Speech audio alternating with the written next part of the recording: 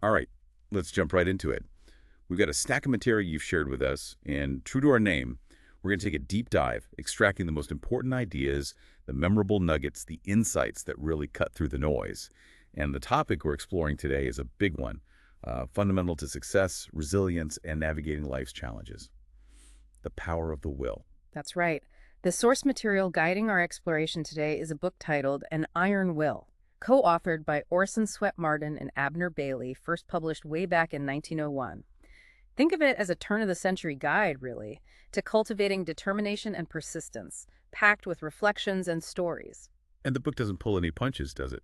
It makes this powerful argument that developing your willpower isn't just, a helpful skill. It might just be, as they quote Emerson, the very object of our existence. And on a more practical level, it's presented as absolutely essential for achieving success in the world. Exactly. So our mission for this deep dive is to guide you through this material. We'll pull out the core arguments, the most compelling examples, and the practical ideas. By the end, you should have a clear understanding of what Marden and Bailey mean by an iron will, and perhaps more importantly, why they believed it held such profound significance for, well, a successful and purposeful life. Let's start unpacking this. Okay, let's dive into the book's foundational premise then. Mm. Right away, it hits you with these powerful declarations. Emerson is quoted saying, "The education of the will is the object of our existence." Mm-hmm.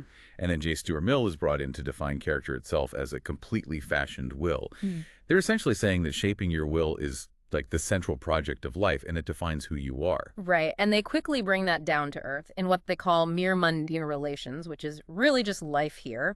And now the book argues that cultivating and disciplining your willpower is of supreme moment. Uh-huh. It's presented as absolutely critical for navigating the challenges, opportunities of the real world. They even describe the power of will in almost mystical terms as a part of the divine nature, a fiat, like a command that brings something into being.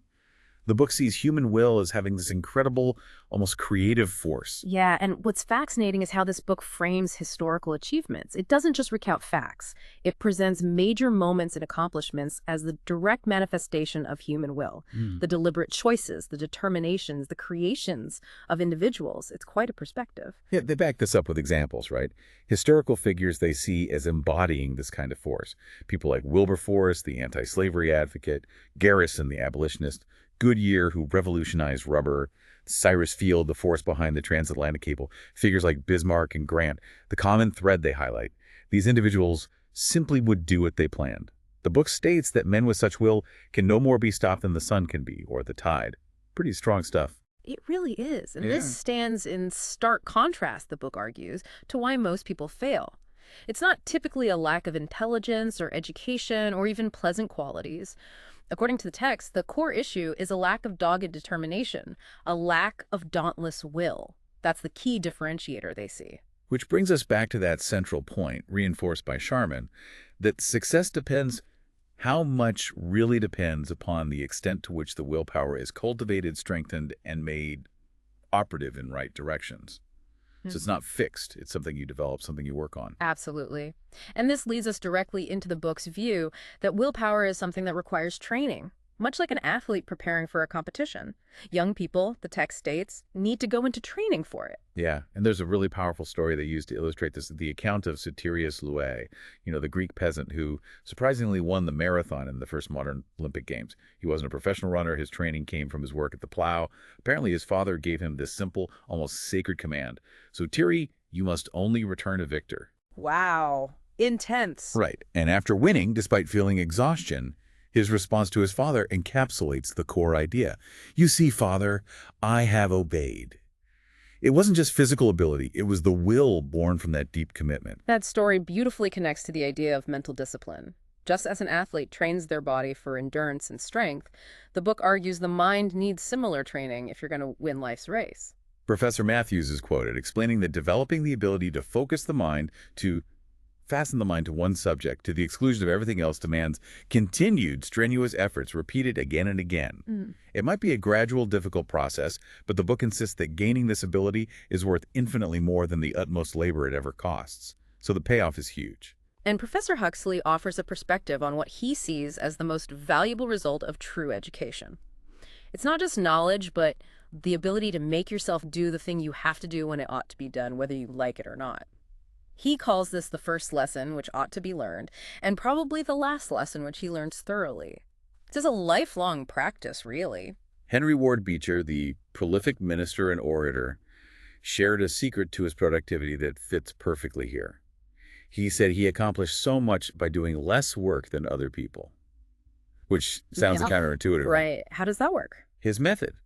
He did his work in actuality alone, doing it once instead of 3 times.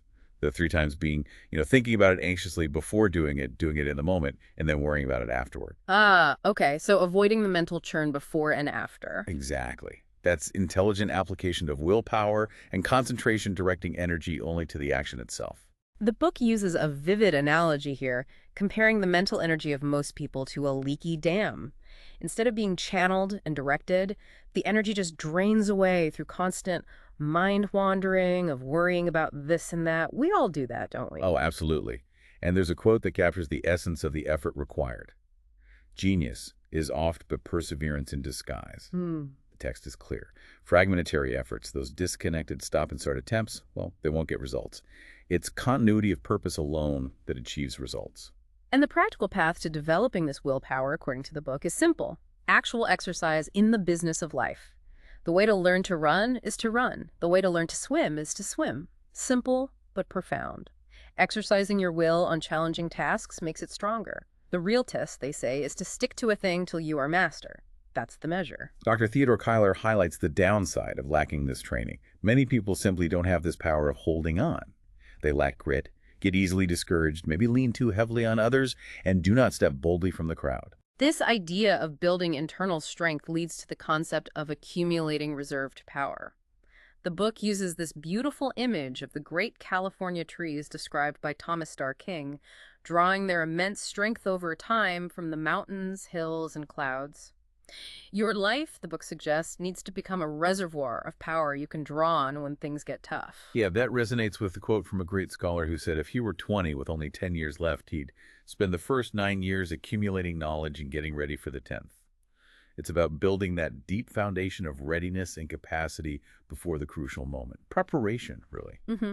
And the book spends significant time on the simple declarative power within the words, I will. It says they stand out in bolder relief like kings upon a checkerboard. They embody strength, depth, and solidity, decision, confidence and power, determination, vigor, and individuality. These 2 words, the book suggests, speak of triumph, overcoming discouragement, and the sheer strength to perform. Just saying them can be powerful. There's a really forceful, almost poetic quote here. He who is silent is forgotten. He who does not advance falls back. He who stops is overwhelmed. He who ceases to become greater becomes smaller. The stationary is the beginning of the end. To live is to achieve, to will without ceasing. Wow. It's a relentless call to action and forward momentum, isn't it? No standing still. Definitely not. Ella Wheeler Wilcox is quoted with a similar sentiment, stating there's no chance, no destiny, no fate can circumvent or hinder or control the firm resolve of a determined soul. Gifts, the book echoes, count for little. Will alone is great. Emerson's classic line, the world makes room for a man of force, and Carlyle's blunt, the king is the man who can, all point to the same internal driving force. It's all about agency. The book reiterates that willpower is the energy of character, the very soul of every great character. Where it's present, there's life and vigor. Where it's absent, there's faintness, helplessness, and despondency. The challenge is direct. Show the world there is some iron in you. The book argues the achievements born of will are almost beyond computation. The scale is immense. And the text offers a simple, stark classification of people into the wills, the won'ts, and the can'ts. It contrasts people of great potential who fail due to lack of resolve, calls them stranded wrecks, with others of lesser capability who succeed through sheer determination. Makes you think, doesn't it? Many failures, the book suggests, come from the inability to half-will. A person without a strong will is like an engine without steam. The potential might be there, the bushel of acorns, but without the genius unexecuted, it won't become the forest of oaks. Right, and this idea of resolute follow-through is illustrated with striking examples. Ben Jonson compared his determination to your tailor's needle, I go through with it. Straight to the point. Cardinal Richelieu declared, when I have once taken a resolution, I go straight to my aim. I overthrow all, I cut down all. Intense. And the immensely successful banker, Rothschild, gave simple business advice. Do without fail that which you determine to do. Even the famous statesman Gladstone had his children taught to finish every task they started, no matter how small, instilling it early. The book makes the strong case that irresolution is actually worse than being rash. It's compared to an ague, a fever that shakes the whole body, preventing action. The irresolute person will never accomplish anything, while the decided person becomes a power in the world. Decision itself is power. An opportunity, the text cautions, is coy, is swift, is gone. Seizing it requires vigilance, tact, and daring. Yeah. Force and persistence.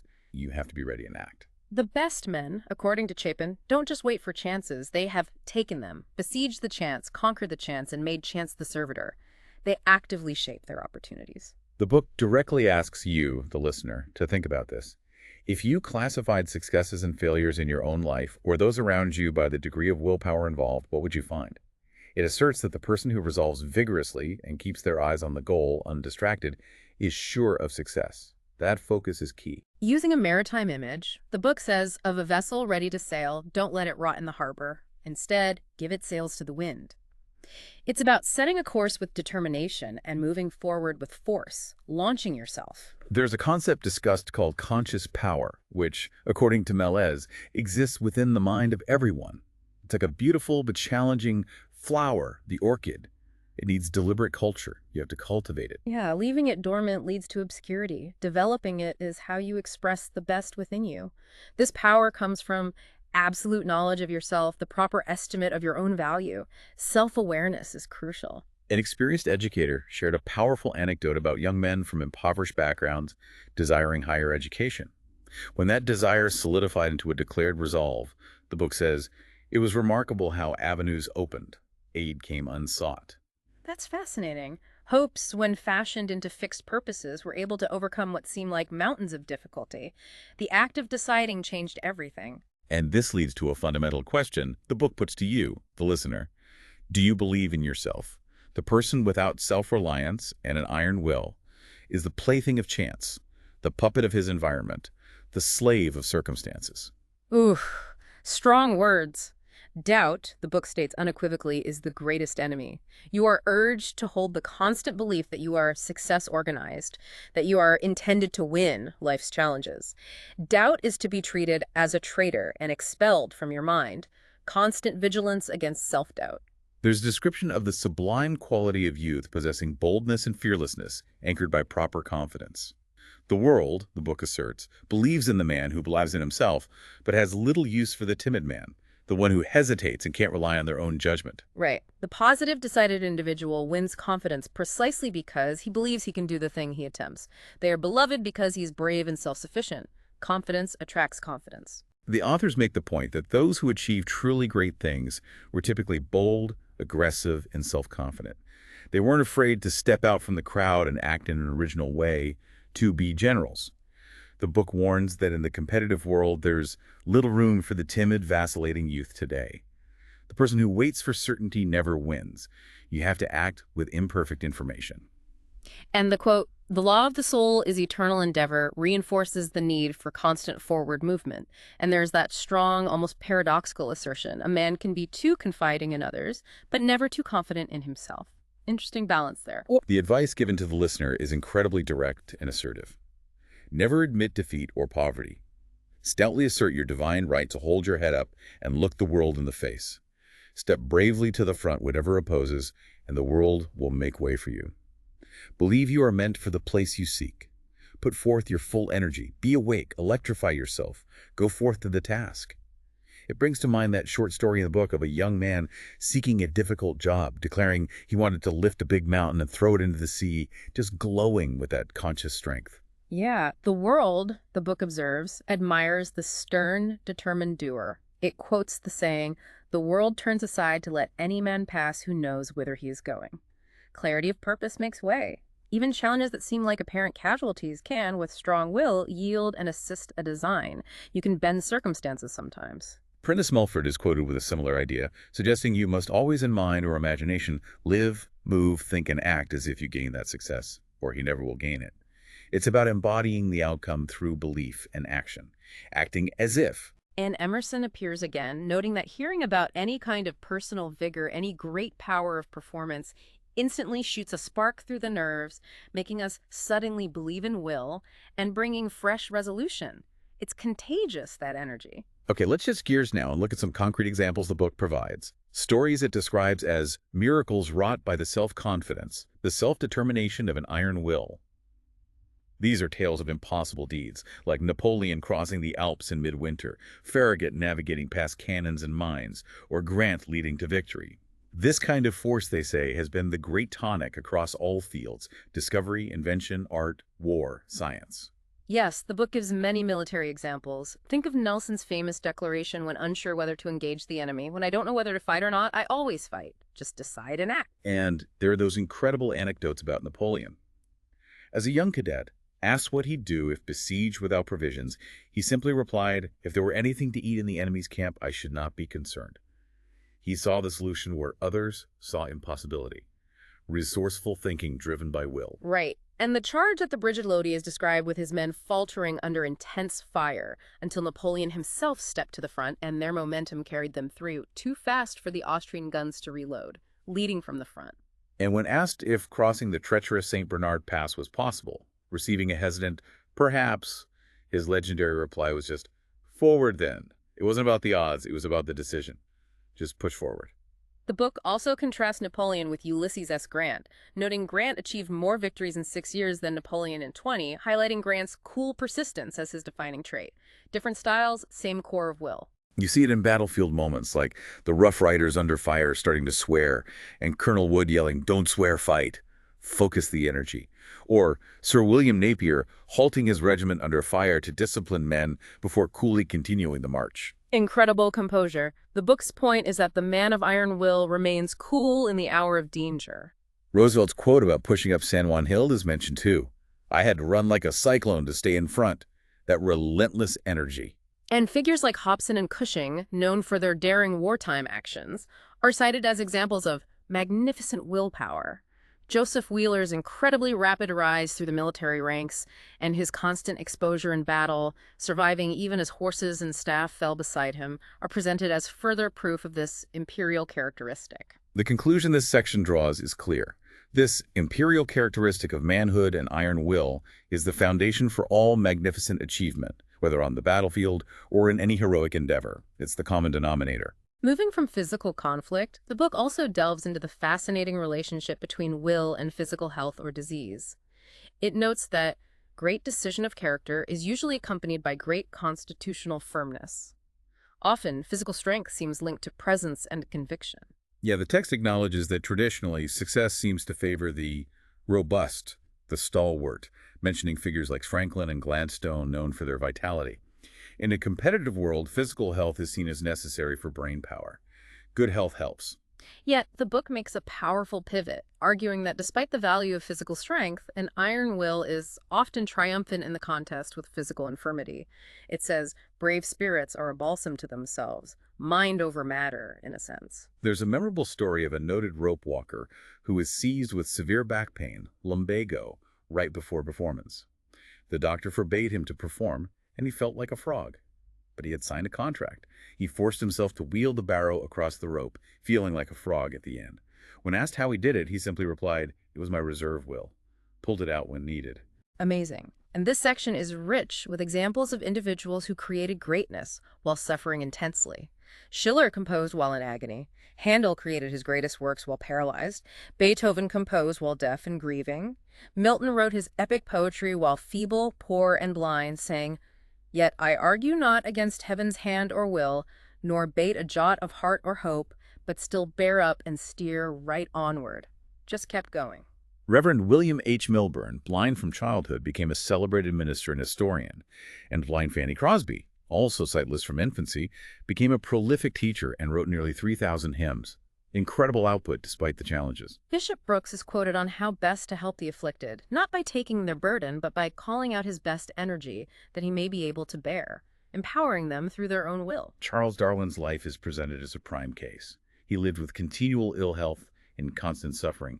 His son noted that for 40 years Darwin never knew one day of health, yet he unremittingly forced himself to do the work from which the mightiest minds and the strongest constitutions would have shrunk. Wow, 40 years! That's dedication. Right. He had a wonderful power of sticking to a subject, declaring he couldn't bear to be beaten, that sheer refusal to give in. Bulwer's striking advice on illness is included. Refuse to be ill, never to tell people we are ill, never to own it ourselves. It's something to resist on principle. Don't give it power by dwelling on it. Instead, affirm your superiority over bodily ills and maintain a high ideal of health and harmony.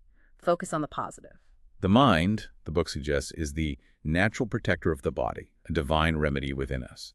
It posits that if we harness this power of will and mind, we can maintain youth and cheerfulness longer. Long-lived individuals, it observes, often had significant mental and moral development, living in what it calls higher regions, beyond the physical jar, the friction, and the discords.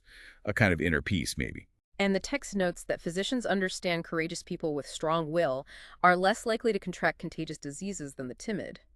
There's that anecdote of the express agent in New Orleans with $40,000 who seemed protected from yellow fever as long as he had that responsibility.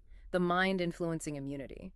Napoleon is mentioned again, visiting plague hospitals and even touching patients, believing the man who was not afraid could vanish the plague. The message, willpower, acts as a strong tonic, psychological armor. And the story of Douglas Jerrold, told he was dying, responding, and leave a family of helpless children, I won't die. The book says he kept his word and lived for years, just refusing to accept it. These are powerful illustrations of the mind's influence over the body when fueled by will. Okay, turning to external challenges now. The book tackles what many might see as a disadvantage, difficulties and poverty, reframing them as potential starting capital and inheritance. Lowell's poem is cited, listing the poor man's son's inheritance as stout muscles and a sinewy heart, a hardy frame, a heartier spirit. The argument is that you're born inherently rich with health, body, mind, and hands, and individual effort has achieved everything worth achieving. It's about what you do with what you have. Exactly. There's the story of James Tyson, who became a millionaire in Australia starting from nothing. The book notes his motivation wasn't primarily wealth, but the fun of the little game of fighting the desert. His joy was in the challenge of bringing life in order where there was none, putting water where was no water, and beef where was no beef, fences where there were no fences, and roads where there were no roads, building something from nothing. The point is that self-help accomplished about all the great things of the world. Many falter because they lack capital and passively wait for luck. The book counters. Success is the child of drudgery and perseverance. You pay the price, and the constant struggle against difficult circumstances is the price of all great achievements. Difficulty isn't just an obstacle, it's the path. These are the conquerors of fortune. Benjamin Franklin is presented as a classic example, working and living out of a single room, carrying his printing materials on a wheelbarrow. His famous line to a rival printer, "Unless you can live cheaper than I can, you cannot starve me out," embodies the spirit, proving Burke's point that our antagonist is our helper. Competition sharpens you. Cyrus W. Field is another powerful example. Already successful, he became consumed by the idea of the Atlantic cable. The book details the incredibly hard contest he faced, overcoming political obstacles, technical failures, cables breaking multiple times, and logistical nightmares. Just setback after setback. Yeah, but his iron will was unfoiled. His triumph was the result of sheer mental energy and persistence, applying science to a seemingly impossible task. He just wouldn't quit. The book lists many other examples, from famous writers who struggled with intense poverty, like Samuel Johnson or Balzac, remember him, fought terrible battles with hardship and poverty for 10 years after declaring, "I will be a king of literature." Right. To scientists like Humphrey Davy using old kitchenware for experiments, or George Stephenson, who couldn't read at 17 but studied his engine constantly while others loafed, eventually revolutionizing transportation, making do and pushing forward. The common thread, the book insists, is that it was by steadfastly keeping at it, by indomitable willpower, that these men won. As the quote puts it, "We rise by the things that are under our feet, by what we have mastered of good or gain," using adversity as a stepping stone. There's a section specifically highlighting talent in tatters, showing artists creating despite extreme lack, like James Sharpie's, a blacksmith who copied books to learn, walked miles for materials, and devoted his spare moments over 5 years to his famous painting, The Forge. Incredible focus. Or Michelangelo, a barefoot boy who persevered to become the greatest master, whose correspondence reveals poverty while working on monumental statues. The book notes, "The star of an unconquered will arose in his breast." That inner drive. The struggles and triumphs of those bound to win is a recurring theme. The book firmly states that no amount of genius has ever availed upon the earth unless enforced by willpower to overcome the obstacles. Genius isn't enough. It lists dozens of famous names from history, from ancient figures like Virgil, Horace, and Demosthenes, to more recent figures like Carlyle, Miller, Faraday, and Lincoln, noting their humble or challenging origins.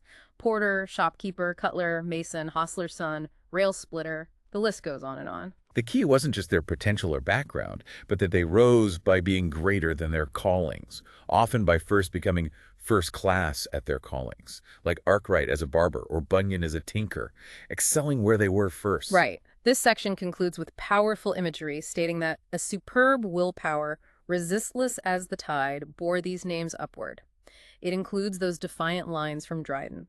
Let fortune empty her whole quiver on me. I have a soul that, like an ample shield, can take in all and verge enough for more. Fate was not mine, nor my fate's. Souls know no conquerors. Unconquerable spirit. Okay, this brings us to perhaps the most essential quality the book highlights: staying power. It's described as the characteristic of all men who have accomplished anything great. Persistence, the book emphasizes, is never absent from a successful man. This is the Teutonic pluck, mentioned by Oliver Wendell Holmes, the understanding perhaps of Montesquieu's observation that success often depends on knowing how long it takes to succeed, patience and endurance. Persistence is the force that allows you to withstand drudgery, obstacles, labor, and misfortune. It's not just about being brilliant or resourceful, but about persistency of effort, constancy of purpose that makes a great man. It's about those who keep everlastingly at it, day in, day out. The book provides incredible examples of staying power in the face of devastating setbacks. Think of Audubon, whose 200 priceless drawings representing years of work were destroyed by mice. Just imagine that. He was prostrated with fever, but his physical and moral strength awoke, and he went back to work in the forests, starting over. Unbelievable resilience. Or Thomas Carlyle, whose first volume of his History of the French Revolution was accidentally burned by a servant, a bitter disappointment. But after months of painstaking research, he reproduced that which had burned in a few minutes, rebuilt from scratch. There's a wonderful, simple piece of advice Arago found in a textbook written by D'Alembert to a student. Go on, sir, go on. The difficulties you meet with will resolve themselves as you advance. Proceed, and light will dawn.